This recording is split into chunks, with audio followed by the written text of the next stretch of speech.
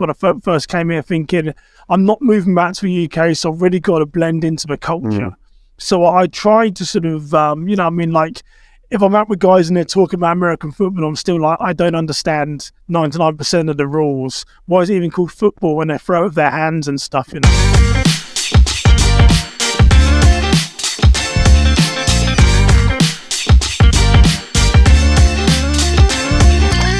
Welcome to Lockstock FM, where we feature entrepreneurs, provocateurs, and thought leaders from around the world. Today, we have my very old friend and legend in the space, Simon Osamoh on Lockstock FM. Welcome to the show, Simon. Yeah, living legend, Spencer, living legend. Oh, living it. Well, I'm a myth now in Shanghai, because I went from a legend, and now people have kind of forgotten me. You have to whisper my name. I know. Well, when I said to Courtney earlier, my wife, I said, I'm getting so many grey hairs and stuff now. It's like crazy. Age is catching up with us all. How many grey hairs have you got? I thought black guys don't get grey hairs, mate. You know what? If you examine me closely, I'd say I'm like 70% grey. I'm getting a bit of an Idris Elba look going on, mate, right now. So, okay, nice. All right, well, let's introduce you a little bit onto the show to people. Obviously, we're in the 5th episode of Lockstock FM, and this show's all about unfiltered talk about everything. So we're going from business to entrepreneurship to life to politics, everything. And obviously we know each other extremely well since we're like 15 years old, but people listening don't. So give us a quick intro about you, Simon. So I am now, as of last year, now British American. So I've lived in America for just short of 12 years. Spent 14 years in the British police. Worked my way up to be a detective as a sergeant, overseeing organised crime and some terrorism investigations. Moved to the US in 2011, where I probably had my biggest self-discovery, mate, or biggest transformation, where I sort of morphed into entrepreneurship, spent some time in corporate America in financial risk compliance, but now I guess I'm really known most probably as a podcaster, as an author, and as a security consultant. So I've worn many different hats in my time here in the US. And what's funny, Spencer, is I say to some people that I served in the British police, and they don't even know that, Simon. So it's really weird how time can change. So yeah, that's a bit of who I am. Yeah, sure. So when I knew we were living in Lower Early together, or not together, but I was in Lower Early, and one of your stations, Thames Valley Police, was near my house. Yeah. And obviously I was constantly trying to dodge the police, and then I got mates with the head of the police down there, and I remember some of the amazing stories you used to tell me about your time as a police officer. There was that one particular one that I really wanted to get on this podcast, was that guy that you really took a stand against. Do you remember him? He was a bit of like a local gypsy gangster dude. So tell me about this. Tell me about this. Tell me the story. I was going to say, so you don't know the part of it that me and him have become friends, right? Did you know that? It's amazing, yeah. So talk me through it. Yeah, so what happened in 2003, I think it was, I'd just become a detective. So I joined the police at 19, was a detective by 22, 23, which is like really young. And I can remember, Spencer, my sergeant came over, my detective sergeant, and he used a few swear words, but he said, "You're going to hate this guy, but I'm going to give you this case because I think you're the right person to have it." And I can remember thinking, well, that's a bit harsh because, at the end of the day, he's still a person, but then I got the crime, and it was a guy called Michael Long, who went at the time by many different aliases. Like you said, he has sort of gypsy connections and spent at that time most probably 10, 15 years in and out of incarceration. And it was all like white collar crime, all like frauds and money laundering and various different stuff. And I can remember we went around his house at like 5 a.m. to do the raid to arrest him, Spencer. And I can remember he answered the door and he said, this isn't what you do. And I said, "What do you mean?" He said, "No." He said, "You just come around my house and arrest me. You ring me and I come in by appointment." And being like a young detective, what I was like then, Spencer, get a bit between your teeth. I was like, who's this guy to tell me how I do, my job and stuff? And that was he became a bit of my nemesis, because during that case, I found out where I lived. He found out where my family lived, and informants would say that he was going to go around to my mum's house. He was like 65 at the time, and he was going to kneecap my mother, and all this was surrender. He was basically trying to get me to stop investigating him for this crime. And all it really did for me, mate, it just made me more and more determined. I was thinking, I'm not gonna I'm not going to let go of this guy. And he had something ridiculous. It was like 60 or 70 charges he went to Crown Court with. And he ended up being sentenced for 5 years in prison. And that was in like 2003. Then over the years, when he came out, England's like any country. You get sentenced 5 years, you serve like 2 years. And he would come out and then he'd get arrested and he'd have like my home address in his pocket and all this type of stuff. And then police officers would ring me and say, hey, do you know who this guy is? We found him and he's got your home address in his pocket. And, and I was like, no, that's just what Michael Long does, sort of don't worry about it.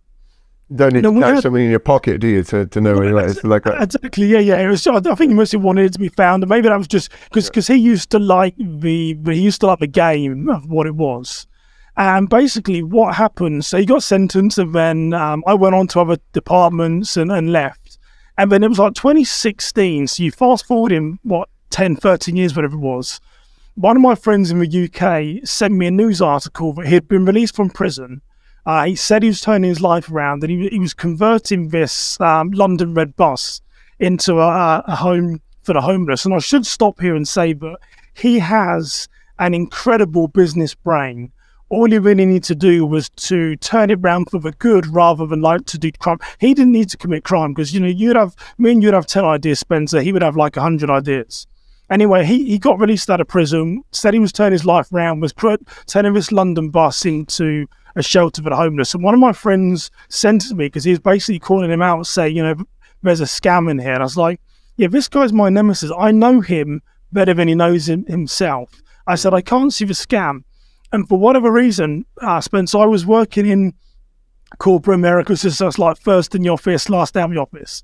And it was like 6:30 in the morning, US time, like 1:30 UK time. And I thought, well, I'm going to ring him up and ask him. So I literally did some research on the internet, found like his phone number, and I rang him and said, is this Michael Long?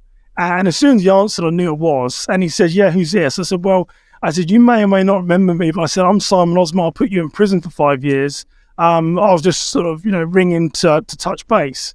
And he sort of stopped and he used the C word and said, what are you ringing me for? And I just said, hey, I'm just ringing you to say I'm proud of you. I always knew that if you could turn your criminal mind for the good, but you could actually achieve something with your life. And a lot of people still call sort of BS on this, but I was there and I heard his voice and he basically said, I need to sort of pull over because he was driving. And literally for like 5 minutes, he like cried down the phone to me.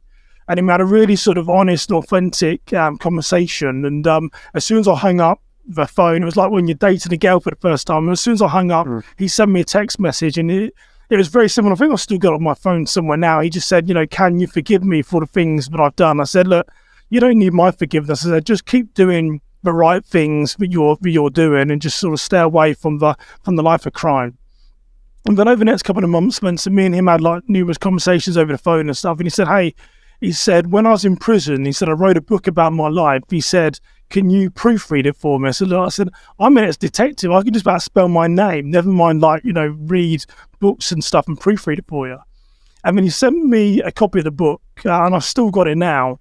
And then I read the first, the intro, like the prelude to the book. And it said, all I ever wanted was to feel validated and accepted by my dad. And he said it never came. And the more crimes I did, the more validation he got. And it was like, boom, it hit me there and then. That was the connection between me and him all those years that, I grew up without a father and we were both scared little boys, but just taken different paths in our life and stuff, And I'm still in contact with him now, he's gone on to be someone that, I trust and have conversations with. And it's amazing. It's amazing to think this is a guy that I put in prison, become friends with. But there is what I've learned through that, mate, is there's actually more that connects us than actually separates us. And like I said, we were both two scared little boys seeking a validation of a dad that never came. We just took different paths, So it's interesting.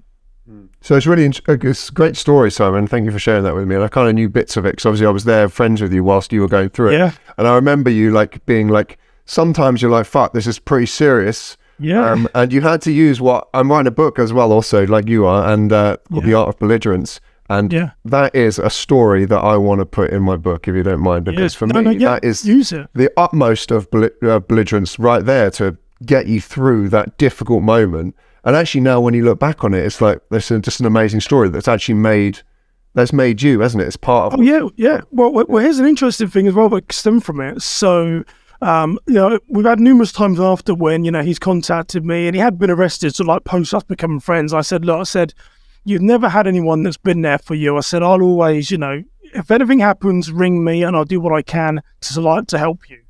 And people said, well, why do you place faith in this guy? And I'm like, well, it's clear that no one's ever placed faith in him before. And I started this phrase, Spencer, if not me, then who? If I'm not going to be the person who's going to place faith in him, who then is? And it's really funny. So that was 2016, I think it was. And then in 2019, I was back in London, had a few drinks with some friends, and I was walking back to my hotel. It was like 11:30 at night, and this guy came out of nowhere from like a shop doorway. And he was like this homeless guy. And I was thinking, shit, I'm going to be robbed here. Something bad's going to happen. And he said, have you got any money? And I was thinking, there's going to like 3 other guys are going to step out the doorway and they're going to rob me. And I said, look, I generally don't have any money, but I said, what I'm happy to do is have a conversation with you. And like me and this guy had a conversation. He told me how he got into drugs and how he became homeless and all this sort of story.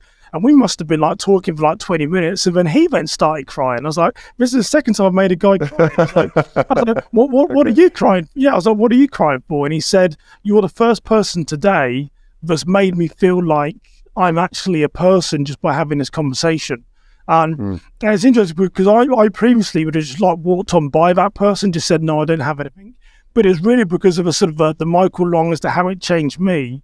But I said, well, if not me, then who? If I'm not going to talk to this guy at 11:30 at night, who then is? And yeah, it's been, it's changed me an awful lot.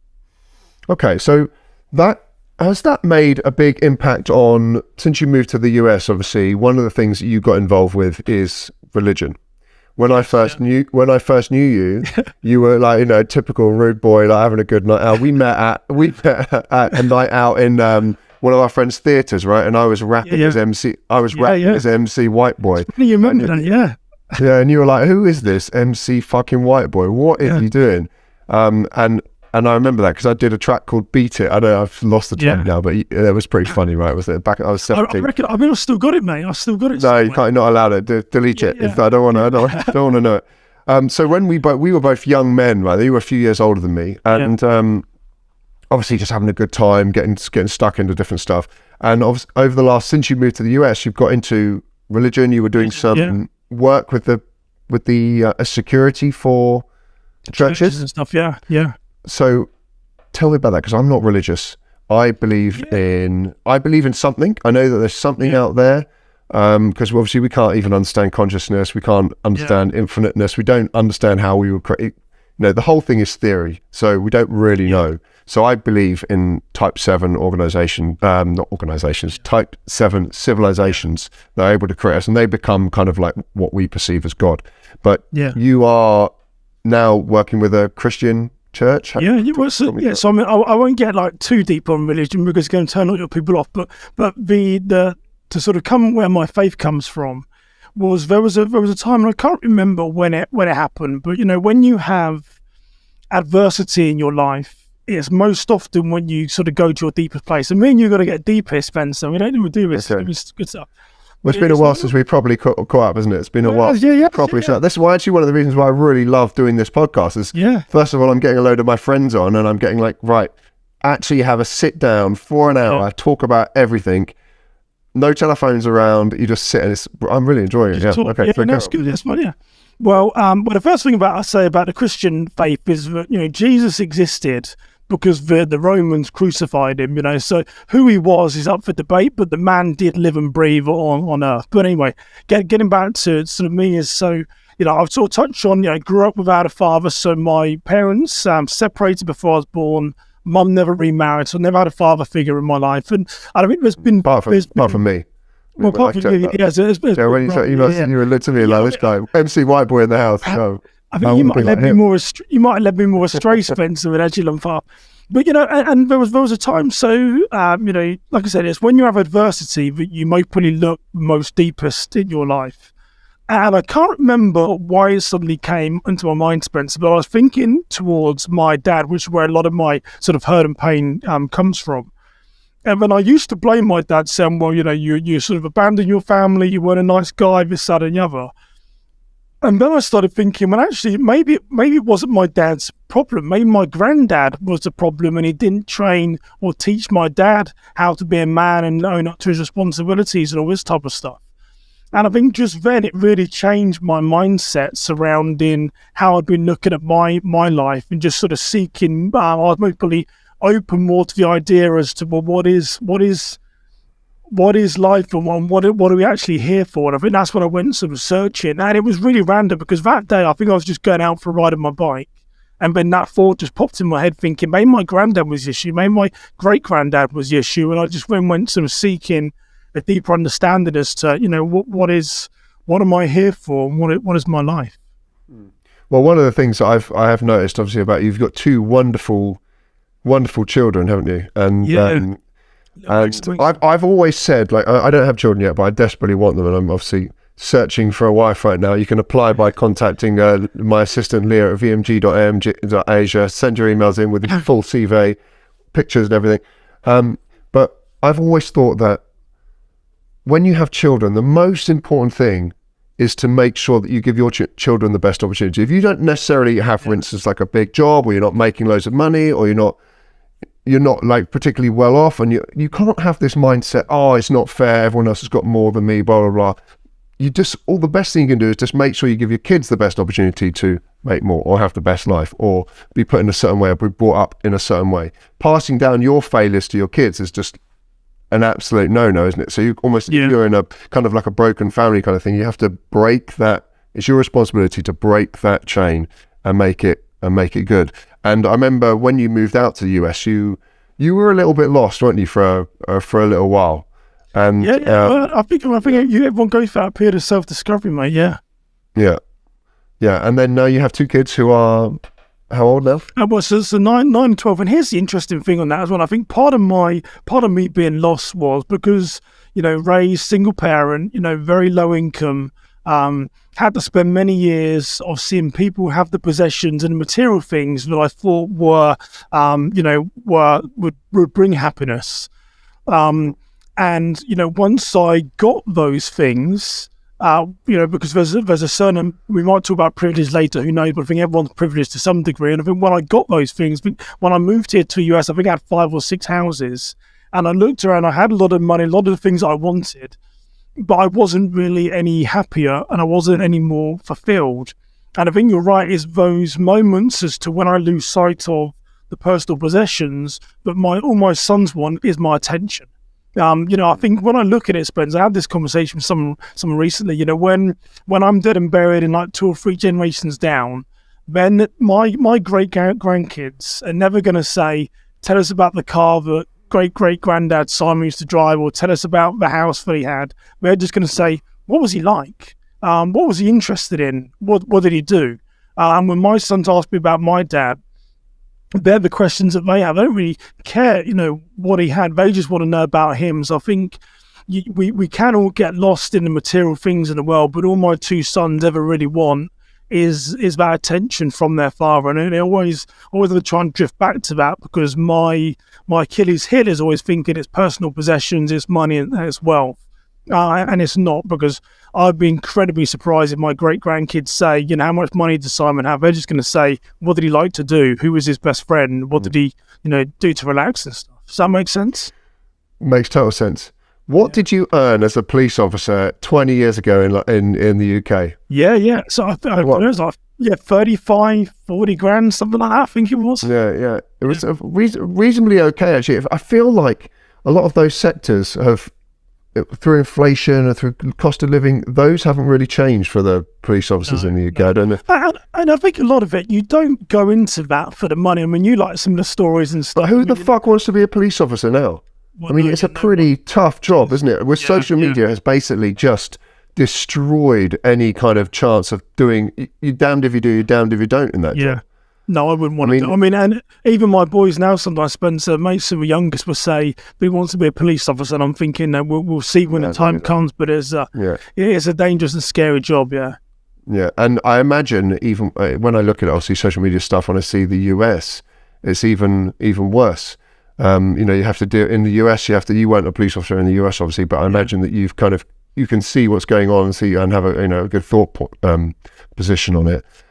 I see the job as basically you're having to deal with absolute fucking idiots all day long that are just trouble, just don't give a fuck about anything, don't give a fuck about law and order, just want to cause trouble all day long. And all our society is doing is making it easier for these people to be a nuisance and making it more difficult for police officers to do their job. Like this whole the whole Floyd thing that happened. That guy was a criminal.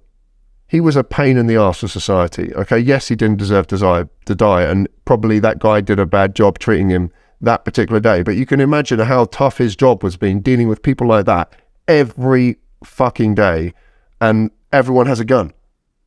Well, it's not an easy job, is it? No, it's not. And I think the hardest thing when you're like that is, and actually my friend Sausage you met, I used to live with in Lower Early. He reminded me of this one time that I think I told a story to a girlfriend and she was like, she was like outraged by it. And I mentioned to John, he said, you got to remember, Simon, she doesn't live in our world. And it is right that there are many stories, Spencer, that I know and have in my brain, but you can't really share with anyone, because once you see behind the curtain as to how broken the world is, you can't really take it back, and those that those that sort of live in naivety to it. I mean, even like Maxwell is 12 now, and I'm going to embarrass him, but up until like 2 years ago, he used to have like a little bunny that he'd always like sleep with and all this type of stuff. And there was a time when you'd think, well, he's a bit sort of get too old to have like this bunny to sleep with and stuff. Or actually it was a bear.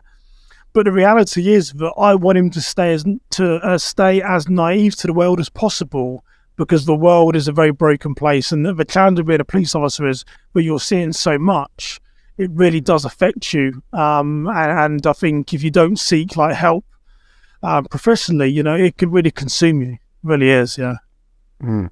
Yeah, well, and how do you think it is compared to being the US versus the UK in that kind of instance? I think the US police are a lot less trained than what the UK are. Even though they've all got guns? Yeah, even though they've all got guns. And I think they're a lot more sneaky as well. I mean, the amount of times I've been stopped and then the police officer said, it looked like you're on your mobile phone. And I'm like, with my background, it's very easy. I'm like, officer, looking like I'm on my mobile phone, is that a criminal offence? Was I on my phone or was I not? And then they'll say, well, drive away safely, because they're just basically trying to lie to me to get me to trick to say I was on my phone. And then they then give you a ticket and stuff. So how they're trained to ask questions is very leading. And in my mind, it is quite sneaky. Like I said, I've had that a few times where someone said, in the US? In the US, we believe you were speeding. I was like, well, was I or was I not? And they can't answer the basic question, because in the US, they need a reason to stop the car, whereas in the UK, you don't. You can stop a car to see someone's insurance and driving license. In the US, any probable cause. So what these cops start to do is they start to make things up to justify why they've stopped you, and then they then try and lead you into stuff. So, yeah, I don't know what the answer is, but it's in a bad place right now. Okay, so jobs in the US for being a police officer, I would never do it. I can't say. I love the idea of doing something right, but I just don't see now the upside. And I think that there's a real issue, even in the UK, going forward for the next however many years. How are they going to get more people to do this job? It doesn't get paid well. You get treated like shit. You're damned if you do, you're damned if you don't. But the way I see the UK is just a mess at the moment. There's too many people committing crimes. No one really gives a shit. All the weight is in favour of the people committing the crimes. And how do you fix this? Well, the interesting. Does it have to get so bad? Well, and so talking about the US right now as to where I am, one of you, so I live, and you've been to Minneapolis before, Spencer, for our wedding, but, I live around like 35, 40 miles west of Minneapolis. And then for me to get to Minneapolis, I have to drive through like 6 different police departments. Of those police departments, sometimes they've got like 20 or 30 police officers. Well, when I worked for Thames Valley Police, we had like 4,000 sworn officers, maybe like 3,000 support staff. Reading Station, where I used to work, had like 300 police officers. So if you take the UK model, we had more in our police station than like 10 departments here, yeah, because they're just too small. I mean, they need to sort of centralise a lot of their police departments, centralise a lot of their training. But the problem is the system here in the US isn't really designed to work that way. There's too many chiefs you'd have to fire, and it's too political. There's a lot of politically appointed positions, but I mean, you can't do anything on a police department of 30 officers. Really challenged on budget, and then bad dictates the type of people that you can really hire, because you're so small, Okay, so let's move on to your current work. I know that you've come from the police and you've gone into security work now, so you're basically teaching people how not to get fucked up, or what? Or what's the? Well, so the funny thing is, a lot of police officers say that, they stay in the police because they don't want to leave, because they're like, well, what do I do? Well, actually, all I did in the police, particularly as a detective, was solve problems. And in the corporate world in America, and I think in the world in general, your value is really dictated by how many problems that you solve. So, the transition really... So I spent sort of 8 years in financial risk compliance, but the transition to work for myself has been quite easy, because really I'm asking my clients, what is your problem around safety and security? And then I'm offering them security measures so that they can implement to stay safe. So, I found it quite easy transitioning into like a sort of consulting role, but not everyone. That's specifically for churches. You focus on. Yeah, so primarily, so I've actually got into like other verticals now. So I go into like schools and sort of businesses and stuff. But we started off primarily focusing on churches, and that's been good because I've really understood, how like that vertical works, their language, and then we've really been able to take that to other types of places. Because here's the difference, Spencer. Most people will come, if someone owns like a franchise of Starbucks, they're saying, Simon, how do we keep these bad people out?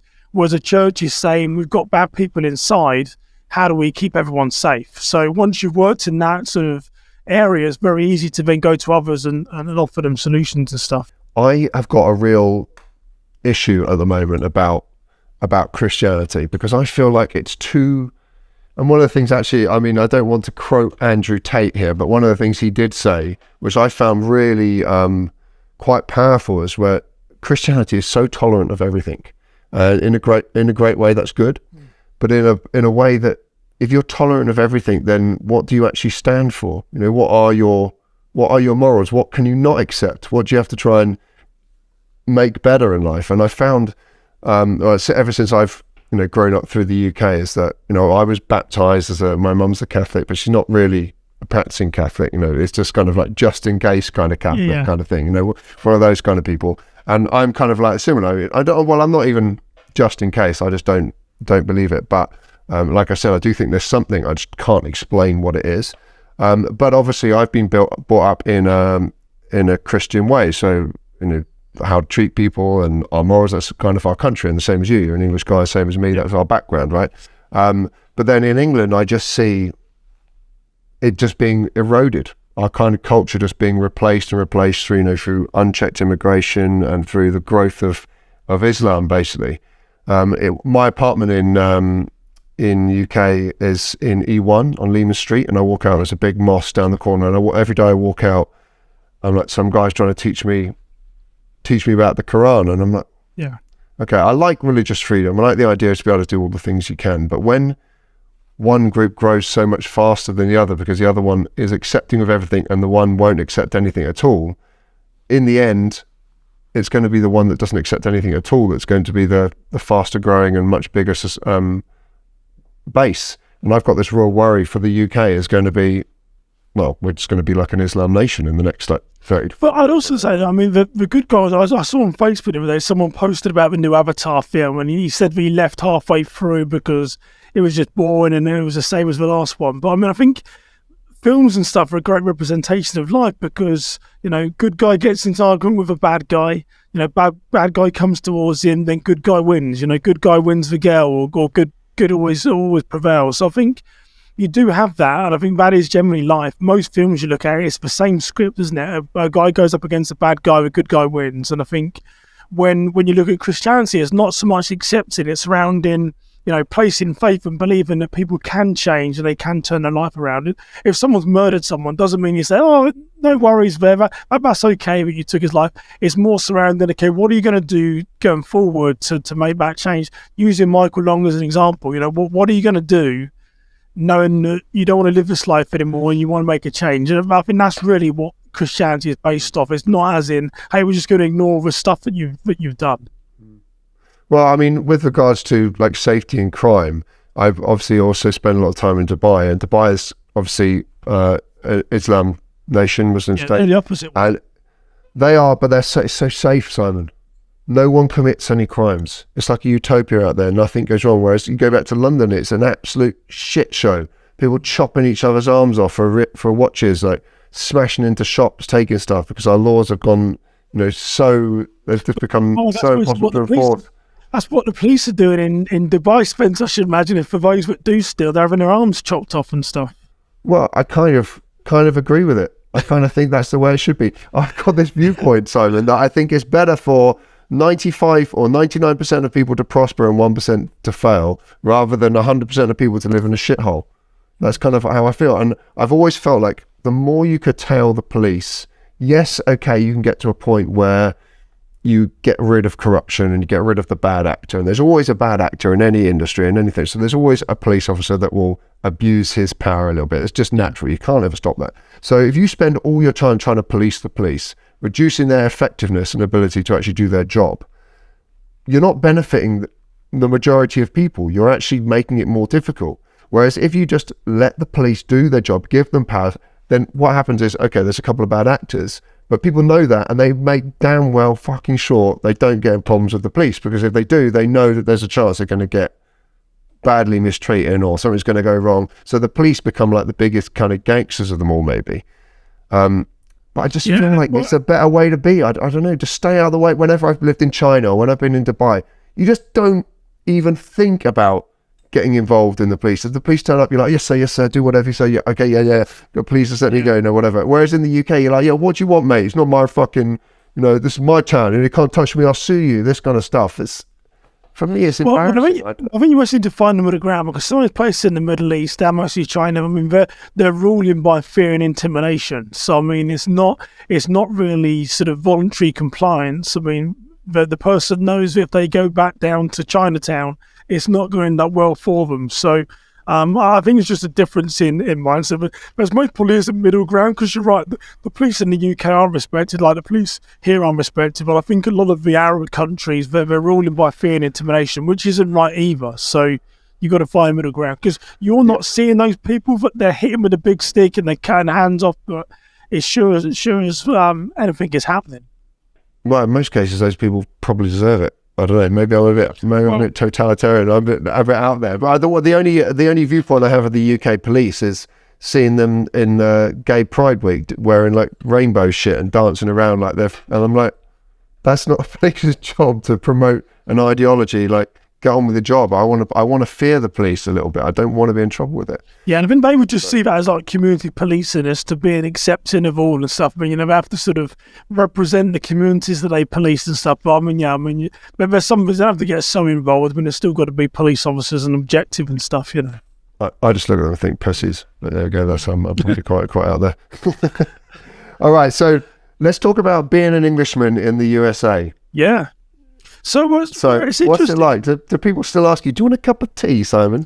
Well, I think what do people make of an Englishman here in Minneapolis? I think it is the same language, different culture. And I've got another good friend over here who actually grew up in Leicester, got his PhD from Oxford. And I think me and him were talking about this. And I would say that I don't try and fight like the American culture. Like, if I'm talking to someone, I can say to you, garage, I can say to someone else, garage. So I think by not fighting the culture and you just naturally blend into it, it's been quite a seamless transition, because I really had the mentality of burn the boats when I first came here, thinking I'm not moving back to the UK, so I've really got to blend into the culture. So I tried to sort of, if I'm out with guys and they're talking about American football, I'm still like, I don't understand 99% of the rules. Why is it even called football when they throw it with their hands and stuff, But I think most often it's the challenge is like those automated numbers when like you ring your phone and it's like, say one if you want to speak to, it's like one. You know, we didn't understand you. Say two if you want to talk to like a representative, two, and it doesn't understand. You know, so people are still like that. You know, sometimes I still look at Courtney, she'll know to interject and help because they don't understand what I'm saying half the time. I've lived here for 11 years. But they've been welcoming for sure. The kids speaking American English or English? They speak. Here's the funny thing. I would say they're bilingual. They can speak English, and then they can speak American. And they're a bit like me. So it depends on the audience. Like if I say, "Hey, Maxwell, can you go get my jumper from upstairs?" You know, he's not like his American friends are thinking, "Is there someone on your roof who's going to jump off?" And he's like, "No, my dad just wants a sweater." You know, so they understand sort of both sort of slang and jargon terms. Right. It was definitely interesting. You know, being black in English around the George Floyd stuff because, you know, I found being over here that being English out trumps even being black as well. So that's in what viewpoint? What do you mean by that? Out trumps? Well, for sure, people look at me differently. You know, particularly when I mention when I get stopped by the police and straight away I speak. They look at me like this educated Englishman. They're thinking, "Oh shit, we got an attorney here who knows what he's talking about." When I ask him the question. And so I just think that's the first time anyone looked at you and said you thought you were smart, right? So in England, everyone was like, "Whatever, mate." And in the US, everyone thinks you're like a rocket scientist, mate. Yeah, but it's funny because I think a lot of it is. I think the being English out trumps a lot. And no, I don't want to get anyone in trouble here, but even when I moved to the US and got my green card, I can remember I went to American Embassy, had my interview, and the guy was like, "Where are you moving to?" And I said, Minnesota. He said, "Oh, do I know anyone in Minnesota who might be able to give you a job?" And I was going there, and again, I was being a little bit stereotypical, a bit prejudiced, but I was thinking, if that was a Somali, or if that was an Afghan, or was that from someone like, you know, Kenya, is that going to go have the same conversation surrounding, "Hey, can I help you find a job?" and stuff? So, and I think that has continued over here, that people see me as English first and then black second, which has given me some privilege as well, for sure. That's an interesting viewpoint, actually. Yeah, because people do look up to English culture, don't they? As much as they say, "Oh, you know, America's the number one," they do kind of look up to England as being kind of like a leader in languages and culture and history and this kind of stuff. My friend Tina, who lives in Colorado, she always says, she said, "Simon, you're black, you're English, you're educated." She says, "You've got the royal flush in poker." She says, but to be fair, there is some truth to what she says. You know, it definitely does bring advantages and stuff for sure. You know, a bit of a unicorn. Okay, so your book, Simon. Now, yes. as you mentioned earlier in the podcast, you said you couldn't, you know, you just don't know anything about writing a book or reading or, you know, proofreading someone else's book. Yeah. How did this happen? And I'm really interested in this story because obviously I'm interested in writing a book as well. I want to share my experience. Yeah. And I want to know how you've gone from being PC plod in Lower Early to author Simon Osamoh. Talk me through it and tell me about the books. Well, let's start off by saying 2 times Amazon best-selling author, Spence, as well. You know, really? Like, yeah, one of my friends is like a New York Times bestseller. He's like, "Simon, you sell more books than I do and stuff." So, but here's the thing. So yeah, I mean, writing. I still wouldn't say writing is my jam, but what I've learned is, or what I feel part of my gifting is that I can tell a good story. And I think particularly the books, I mean, I've written a book on conflict escalation, which being here in the Midwest, you know, home of George Floyd, was a big thing around race and reconciliation and conflict. And I'm writing one on active shooter, and a lot of them, I base my books around not so much, "Hey, here's what you need to do." I base them on, "Here's my experiences. This is what I did. You might want to try these strategies." And so I think my writing has got easier because I've sort of internalized it, and rather than trying to do a lot of research and put other people's stuff together, I just say, "Hey, this is what's worked for me. Maybe it'll work for you." And then because I've sort of found I'm a good storyteller, you know, the books have really resonated with people. And my one on conflict de-escalation was, you know, yeah, I mean, it's like I'm doing incredibly well. And I still sometimes now, you know, I find it difficult to know, but yeah, I'm a 2-time Amazon bestseller, which to a lot of people is a big deal. And for me, from my school education, people would laugh and say, "How did this happen?" And well, that's what I'm doing. I'm laughing, but at the same time, I'm also intrigued because writing a book isn't easy. So, Yeah. how did you go about the actual writing of the book? How did you enforce? Because a lot of it's all end weighted, isn't it? Once you've completed the book, that's okay. You can go out and sell it and promote it, whatever. Yeah. But doing day to day, you're not getting paid for it.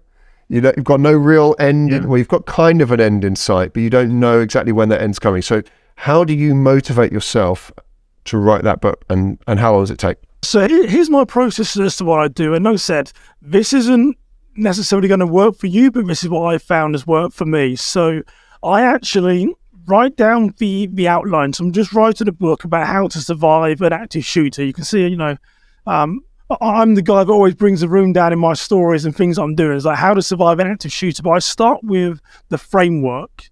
What are the chapters? What are the sub-chapters going to be? What's the material underneath each one? So I have like a sort of 2 or 3 page document, sort of all bulleted out as to what the outline is. So I already know that my current book has got 3 chapters, and then within each chapter, there's like sort of 10 different strategies in each one. So I outline that. And then what I find works well for me is rather than typing it, I'm a great believer in writing how you speak, because then your audience warm to you. I then go to voice notes. I literally speak the entire book, and I will say chapter 1 is talking about how to survive a deadly force incident, and then I'll start talking the materials I've done, because I have all like the framework laid out. I start doing the notes. Then when I've got that, I then use Otter.ai, which is like a transcription. I just upload the audio of me speaking it. I get the transcribe, and that really becomes my first draft. And then I then start playing around with the sections. I start editing it. Now I start sort of getting it sort of cleaned up. And that's my basic process. I found that really, really well. And I think another thing that I've done is randomly, for a friend in the UK that I've never met, I found a good editor who's in South Africa. So I use this guy to edit a lot of my material. I send it to him. He'll come back with suggestions and say, hey, you might want to do this. I've cleaned up the language. But then he always gives it back to me, because it's really important for me that when someone's picking up the book, they're like, Simon Osamoh's written that for sure, because we can see how he sounds. And then I just have this back and forth going with my editor until we get sort of like the final product. And most often, if I'm honest, Spencer, there could be like 6 or 7 drafts that I've gone through. Then when I get it to like the 7th draft, I then send it out to my audience, my loyal fans and followers. I send it out to like 20, 30 people and get feedback, and just to see what parts resonate, what the people say they don't understand, what don't they like. I incorporate their feedback again in my own voice, and then I get the manuscript close to where it needs to be. I'd love to share more with you offline as well, because I've got a designer for my cover. I've got a whole I've got a team that help me with Amazon ads and all sorts of stuff. So, okay, cool. So it's an amazing process. How long does it take? So you know what, from start, and it depends. So my book on conflict de-escalation, the one that became a bestseller, I believed it was ready after like 7 or 8 months. And I sent it to my friend who's like an accomplished author, and he got it, and he's like, Simon, this is SHIT. You can do better than this. I was like, really? I was like, I thought this was really good. He said, no. He said, go back and restructure it. And actually, it's true, because an author's never far from his book. It was originally called How to Put Out Fires and Then Not Start Them, and it was in like a story form. My book, my friend gave me some advice. He said, no, do them as strategies, or do them where people can follow them in bullet points. So I rewrote the entire book really from how to sort of put out fires and not start them, and then became 10 powerful strategies for conflict de-escalation. I hate to say this, Spencer, but he was right. So I would say to get sold. How many of those have you sold? That's like 5,000 copies since October. Recording. So we're now seller. Yeah. So we're October, like 3.5 months. And again, I mean, it's not massive. I'm not like Kim Kardashian, but it shows how you can, resonate with people. And here's a cool thing about the books. There was someone once who, well, and actually, here's a cool story how I first got into really writing these. I used to do some training, and I had a course, and I created like, I don't know if I've got it here, but I created like a workbook for one of my training courses. And I had this random email from a guy, and he said, I'm on a plane. Now, your neck of Spence, he's like, he was on a plane from LA to somewhere like San Diego or someone. And he said, I'm sat on the plane. He said, I was next to a guy who was reading one of your books. And he said, I'd love to buy a copy. And it's like, how to sort of identify suspicious activity. And I said, I don't know what you're talking about. I don't have a book. He's like, and he messaged back. He said, no. He said, I sat on the plane next to this guy. He said, he was reading your book. It had your name on it. That's how I got your email. I was like, oh, you mean my study guide? And he said, can you send me a book? And he said, how much will you charge? I was like, I don't know. Just give me your address and I'll just give you a copy. So I sent him this book, I signed it, sent it off. And that was when I was actually really thinking, actually, maybe I should be selling these to the open market. That was in 2020. And that's when I really went through this process to sort of start writing more. So my goal is to try and do like 1 or 2 a year for the next couple of years. Yeah, I've really got into my storytelling. So it sounds like it's a general. I mean, what are you selling them for? Like £5 to £10, something like this, $5 to $10. No, yeah. So here's the thing. So if you get it right on Amazon, I think it's on sale for $14.99, and it depends whether it's black and white or color and stuff. But I get like $5 or $6 a book, which is so it starts being a decent kind of like side hustle income, right? Yeah. It's actually, I mean, I've even considered the guy in the UK who got me started. I was even actually going to reach out to him and say, should I just start my own publishing company, and should these books be like their own company? Because I always say to Courtney, my wife, but I'm like, if ever I die, don't forget my Amazon login, because there's like revenue that comes from it. So yeah, I'm considering probably just turning it into a publishing company and saying the company owns these 5 or 6 books and then gets the revenue. So yeah, it does. You can do very well. And how much promotion did you do on that? Or do you think it's like Amazon has helped you? No, so I mean, Amazon ads definitely help cracking those. But here's another conversation: is having the power of community. So I have on my security side, I have a Facebook group which has around 750 guys and girls from across the US. And every week I go in live in the group, similar to me and you talking, share some knowledge, answer questions. We post information in there. Like my assistant does all this work, which gets uploaded into the group. And it's only a small community. It's a very strong community. And I flew to Texas last October. I spoke at a conference, and I just sent a message in my group, said, hey, I'm in Dallas for like 2 days. Is anyone here that wants to like meet me for a coffee? And like this one guy randomly was at the same conference that I was speaking at, met him for a coffee. And then another guy messaged and said, hey, I'm like 60 miles away from you, but I'd love to meet you. He said, what are you doing later? Can I meet you tonight for dinner? So I said to Courtney, let's hope it was not an axe murderer or something strange like that. But he drove 60 miles to meet me, had coffee, and then he said, how are you flying back to Minnesota in the morning? I said, I was just going to get an Uber. He said, no, don't do that. He said, I'll come and pick you up. I said, oh, no, you don't need to do that. And he drove Spencer 60 miles to come and get me, to take me to the airport. And I said to Courtney, I said, that was a strong reminder of the power of community, because I've only got a small Facebook group. But when I say to my group, hey, take this Amazon link, share it to your network, it's incredibly powerful. So, I mean, I wouldn't even say it's 10x. I mean, my Facebook group is a loyal group of fans that sort of, because I built that relationship over time, and they've really been a strong part of my success in growing my book by them sharing it with their Interesting. Networks.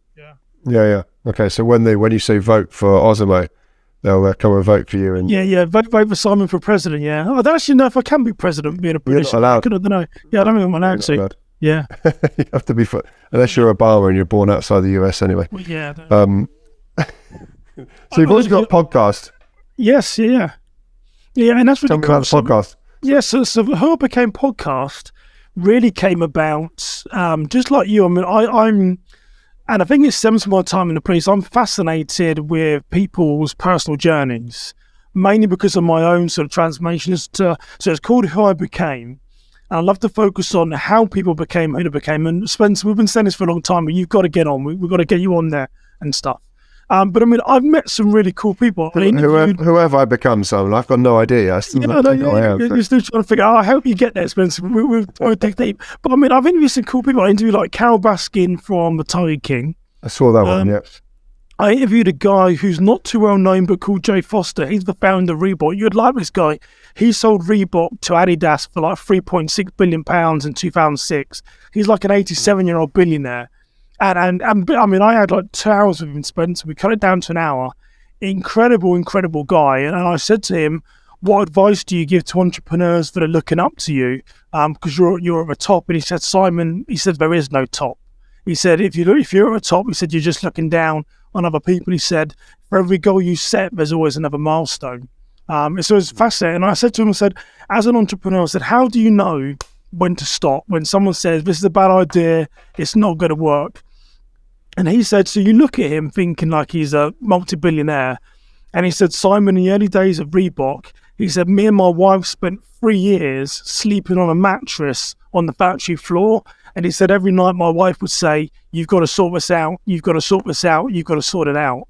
And so, you know, you look at him now and just say he's like an 87-year-old billionaire, but you hear about the journey that he went through. And it's incredibly powerful to get there. So yeah, some really, really cool people. Recently just interviewed Brian McDermott, the former Reading manager, Leeds manager. How do you get these people on here? What's your process to inviting people on? Yeah, well, I don't know. I normally charge people for this process, Spencer. So I'll give you a high notes. But I use LinkedIn quite an awful lot. And here, being very honest, here's where the police has helped me, because what I used to do for a living was like sort of infiltration into organised crime gangs. So I sort of take the same methodology and then sort of, you know, find my guests, and then you sort of find a way in. With Carol Baskin, it was a lot easier than what I thought it was. With Brian McDermott, it took a few emails to get to him, but he said, I mean, like Carol Baskin, she just said, here's my personal email. And as soon as she did that, I was like, that's a done deal. And then when I was talking to Brian McDermott, former Reading manager, he then said, give me your number and I'll call. And I was like, this guy's never going to call me. And then he like sent me a text, and then me and him called. So I just have a strategy for a series of conversations in sort of like an email nurture sequence, if you like, as to how I sort of get their attention. And then I don't go straight in saying, hey, do you want to be on my podcast? I really go in with some sort of, here's what I respect about you. Here's what I've heard you say. I'm like you too. And then that leads to, you know, I have this forum where we share people's journeys as to how they became, who they became. Would you be interested in coming on? And particularly once you've got through a tier, you know, you're then trying to get into their network, because then it's very easy to reference. You know, if someone says, well, who have you interviewed before? Well, I've interviewed Carol Baskin from Tiger King, Jay Foster, founder of Reebok. Well, okay, yeah, this guy's a bit of the real deal, you know. So you just got to find the way in. But yeah. So when I contact people for Lockstock FM, I'll say, well, I've interviewed Simon Osamoh. That's it, yeah. Best-selling overall, Amazon.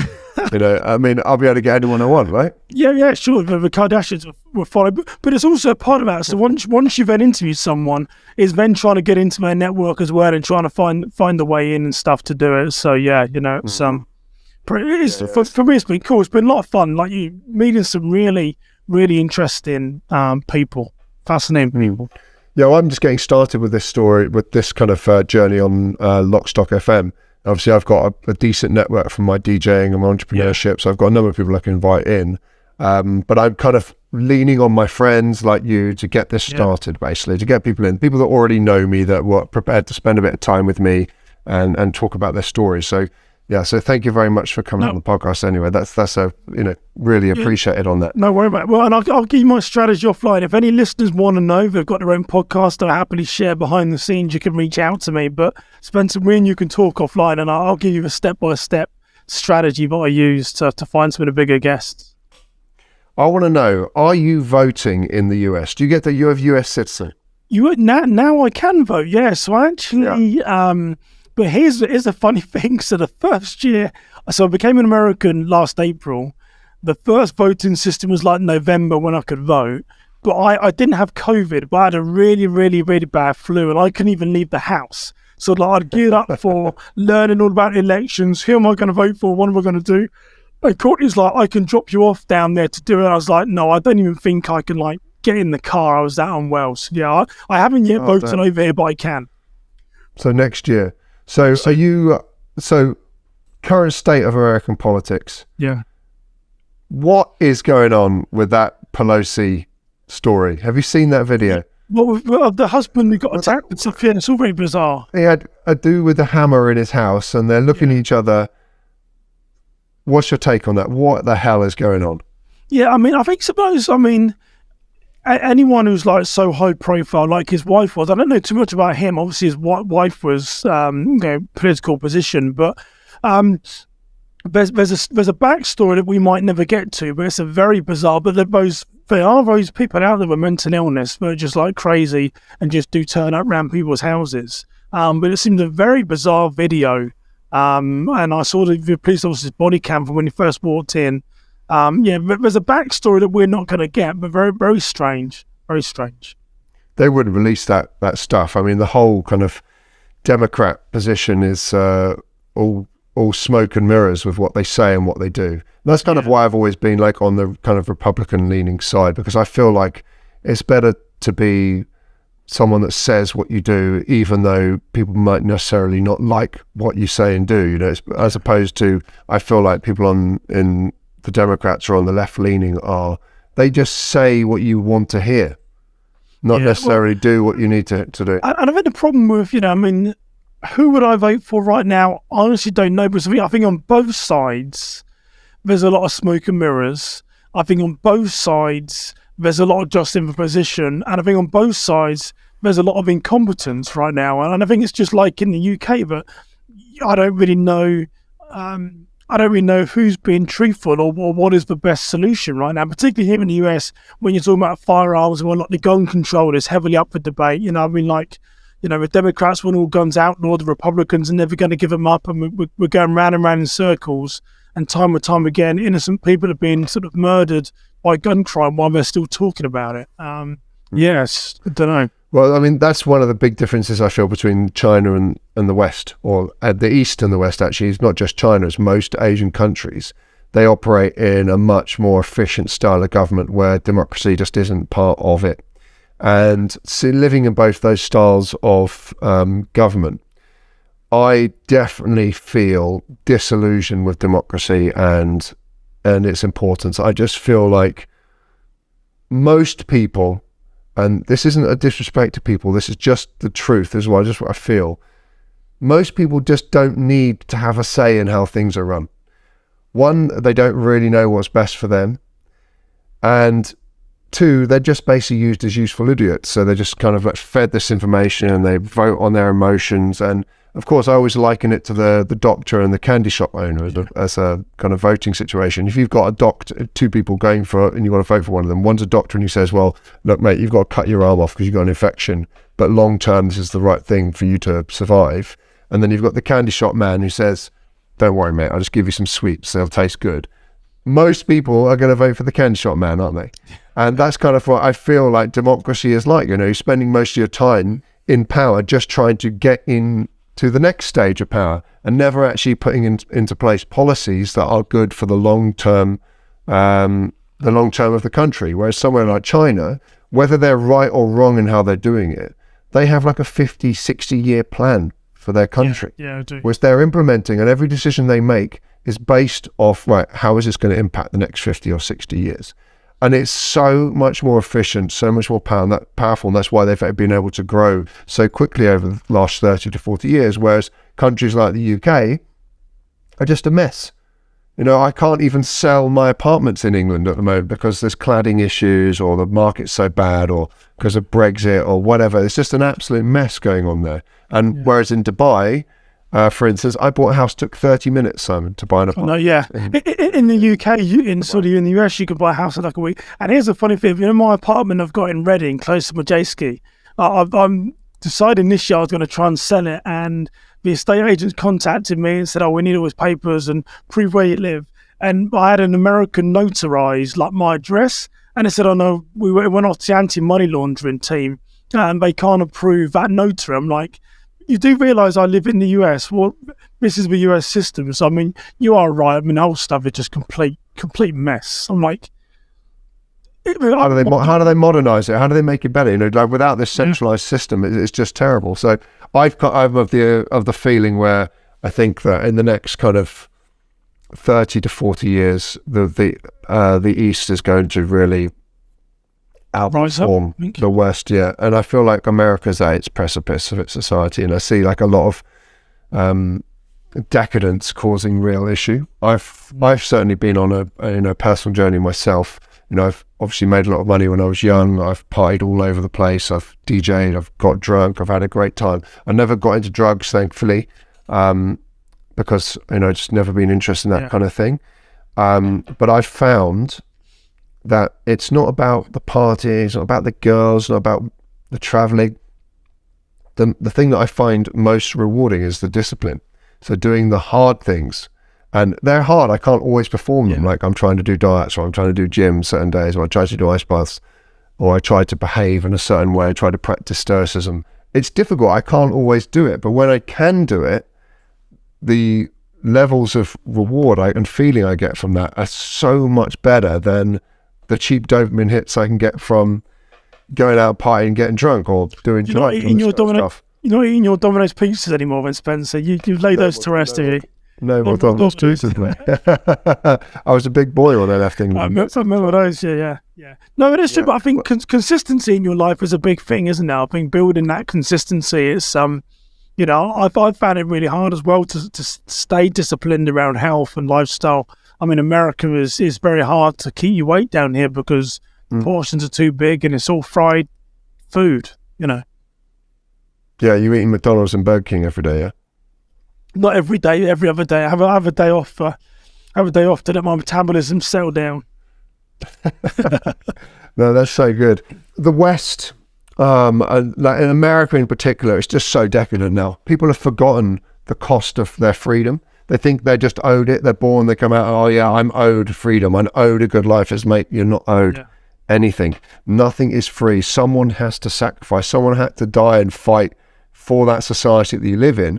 But everyone's kind of forgotten it. So now they're all having, life is so good, they start to find other problems. I want to be this, or I want to be that, and people are like losing what makes them happy. And I kind of feel like it's not good for society. Well, I think it's the same in the US. I think it's the same as the UK as in here in the US. A lot gets given to people without really working hard for it, I mean, I think that's one of the dangers, particularly during COVID and stuff as well, is that there are people on furlough and they're getting enough to get paid and stuff, and everyone's just got used to not working. I think that's definitely what I've seen here in the US, is that we're too quick to hand out checks to people. Well, you've got to work to be paid for something, so it's a challenge. I don't really know what the path forward is. We've just hit just an hour and 10 minutes or so of that podcast. It's been amazing, actually. It's been really good catching up with you and listening to your stories. And I hope the people listening are going to enjoy certain things, because, we're long-term friends, and it's been amazing watching your transformation from who I knew you as in England. As someone I always looked up to anyway, because, you're like my older friend. And I was like, this time. Not too many years older, Spencer.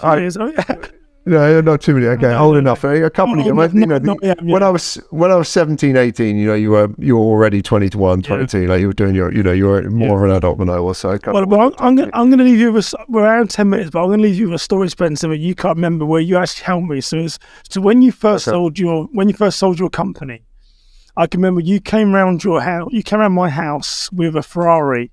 I can't remember which model it was, but it was most probably either worth the same as my house or worth more than my house. And I tell people this story. And I can remember I said to you, Spencer, did I underachieve or did you overachieve in life? And you won't remember this, but you said something which is really profound. You said, Simon, if you look around as to all the things that you've done, you're already successful. And that meant an awful lot to me, because I'd never really been content with anything I had.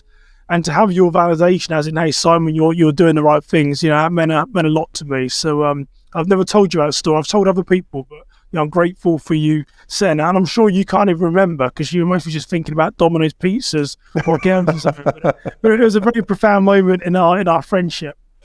I'm pleased that that's happened. I'm very happy about that. Just to add a little bit of inspiration to someone else, because it's just a nice thing to do, isn't it?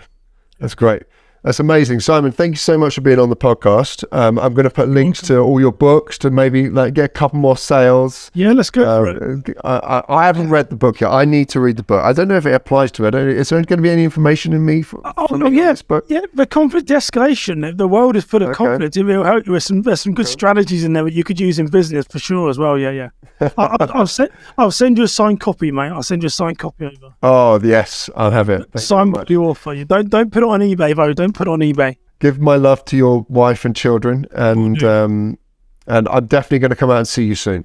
Yeah, you should do, mate. We need to. The last time we need a Vegas trip, don't we? We need a little trip to Vegas. Well, the last time I think we saw each other was 2017. I think it was in London when we caught up. So I mean, we're coming up to 6 years. So, but that's the amazing thing, though, isn't it? With connection and the internet and stuff, that you can not physically be in the same room, but it's like nothing has changed. So yeah, we should catch up. It does feel like that. Well, Vegas would be good if you're not drinking as well. So yeah, we could do a sensible Vegas. Yeah. Thank you everyone for watching Lockstock FM. Thanks to Simon for coming on the podcast. Check out all of his books and all of his social media stuff. Go buy a copy if you want to support. I'm going to get a free one sent to me with a signed copy. You can buy that off me for $200, no problem. And thanks for listening.